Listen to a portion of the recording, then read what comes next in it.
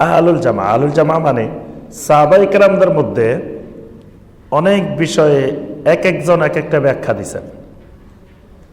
তো সেখানে আমরা জামাতে সাহাবা মানে বিশাল সংখ্যক সাহাবীরা কি ব্যাখ্যা দিচ্ছেন সেটাকে আমরা ধরব।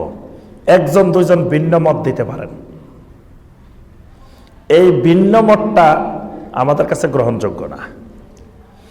যেমন যখন কোরআন সংকলন করা হইতেছিল তখন অনেক সাহাবী কোরআনে কারিমের কিছু আয়াতকে কোরআনের আয়াত বলছেন, আবার কেউ কেউ বলছেন যে না এটা আয়াত না। এমনকি সূরা আল ফালাক, সূরা নাস এই দুটাকে আব্দুল্লাহ ইবনে মাসউদ রাদিয়াল্লাহু তাআলা বলছেন যে এই দুটা কোরআনের সূরা না। কিন্তু জামাতে সাহাবা বিশাল সংখ্যক সাহাবীরা বলছেন যে না এটা কোরআনে কারিমের সূরা। এই জন্য কিন্তু এই দুটা সূরা কোরআনের মধ্যে আছে।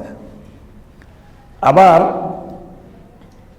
আপনার সূরা আল বাকারার 184 নম্বর আয়াত, আইয়ামাম মা'দুদাত ফামান কানা মিনকুম মারিদান আও আলা সাফারিন ফাইদ্দাতুম মিন আইয়ামিন উখার।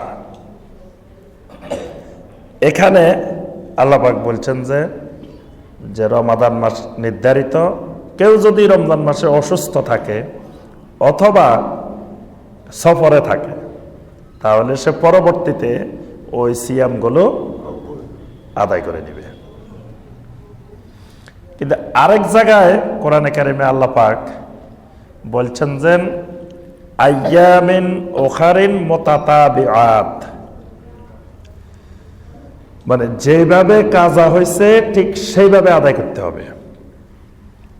মানে ধরেন 3 দিন রোজা রাখতে পারে না একাধারে, তো এটা যখন কাজা করবে তখনও একসাথে 3 দিন রাখতে হবে, ছুটা ছুটা রাখলে হবে না।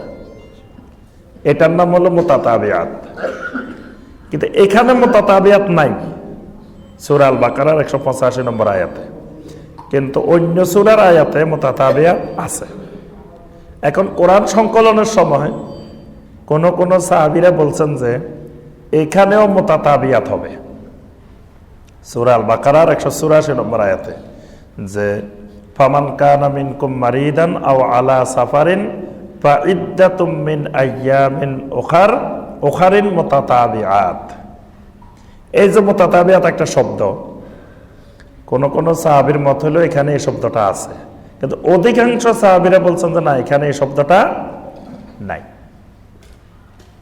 এটাকে বলা হয় জামাত, মানে অধিকাংশ সাহাবীর জামাত এটা গ্রহণ করেন নাই। ঠিক তাবেঈনদের মধ্যে ইকরিমা তো শুধু একজন তাফসীর কারক না, আরো তো তাফসীর কারক শত শত ছিল তাবেঈনদের মধ্যে। তো একজনে বলছেন যে এটা লাইলাতুন নিসফ মিন শাবান, একজনে বলতেই পারেন, কিন্তু সেটা আমাদের কাছে গ্রহণযোগ্য না। যখন অধিকাংশ জামাতে তাবেঈন তারা বলছেন যে লাইলাতুল মুবারাকা মানে লাইলাতুল কদর, সুতরাং এটা লাইলাতুল মুবারাকা মানে লাইলাতুল কদর। আরেকটি বিষয় হলো ইকরিমার নামে পরবর্তীতে কেউ হয়তো বানাইও বলতে পারে। ইকরিমা বলছেন যে এটার সুস্পষ্ট দলিল কি, কারণ ইকরিমা তো কোনো বই লেখেন নাই, তাফসীর লেখেন নাই, উনি তো কোনো তাফসীর লিখে যান নাই। এখন ইকরিমা রাহমাহুল্লাহ যেখানে সরাসরি কোরআন, যে আল্লাহ পাক বলছেন যে ইন্না আনজালনাহু ফি লাইলাতুল কদর শাহরু রমাদান আল্লাযী উনজিলা ফীহিল কোরআন, সেখানে ইকরিমার মতো এত বড় তাবেঈ তিনি সরাসরি কোরআনের আয়াতের খেলাফ মত দিবেন, এটাও বিশ্বাসযোগ্য না। যেখানে নবী সাল্লাল্লাহু আলাইহি ওয়াসাল্লামের হাদিস জাল বানানো হয়েছে সেখানে ইকরিমার কথা জাল বানানো এটা তো ওয়ান্টুর ব্যাপার, এটা তো কোনো ব্যাপারে না। যেখানে নবী সাল্লাল্লাহু আলাইহি ওয়াসাল্লামের কথাকে মিথ্যা বললে নবী সাল্লাল্লাহু আলাইহি ওয়াসাল্লাম বলছেন যে তার জন্য জাহান্নাম, তো সেখানে লক্ষ লক্ষ নবী সাল্লাল্লাহু আলাইহি ওয়াসাল্লামের হাদিস জাল বানাই ফেলা হয়েছে। তো সেখানে ইকরিমার কথা, ইকরিমার নাম দিয়ে জাল বানানো এটা তো কোনো বিষয় না। এরকমও হইতে পারে তার নামে। তো যাই হোক, আমরা বলবো যে কোরআনে কারিমের খেলাফ কোন দলিল, কারো ব্যাখ্যা গ্রহণযোগ্য নয়। আরেকটি হলো এটা লাইলাতুল মুবারাকাহ, সুবহানাল্লাহ, বরকতময় রাত। এর মধ্যে কি বরকত? এর মধ্যে বরকত হলো লাইলাতুল কদরে খায়রুম মিন আলফে শাহর, সুবহানাল্লাহ, হাজার হাজার মাস।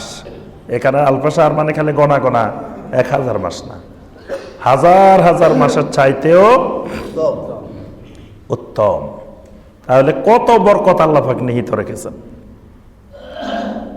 কোরআনে কারীমের সিফাত হলো কিতাবুম মুবারাক। কোরআন হলো বরকতময় কিতাব। আল্লাহ নিজে বরকতময়। তাবারাকাল্লাযী বিয়াদিহিল মুলক। আল্লাহ রাব্বুল আলামিন হলেন তাবারাকা ওয়া তাআলা, বরকতময়। আল্লাহর কালামও বরকতময়, আল্লাহর কথাও বরকতময়। এজন্য কিতাবও, আল্লাহর কিতাবটাও কিতাবুম মুবারাক। আল্লাহর ঘরটাও বরকতময়। ইন্না আউওয়ালা বাইতিন বুদিআ লিন-নাসি লাল্লাযী বিবাক্কাতা মুবারাকান ওয়া হুদাল লিল আলামিন।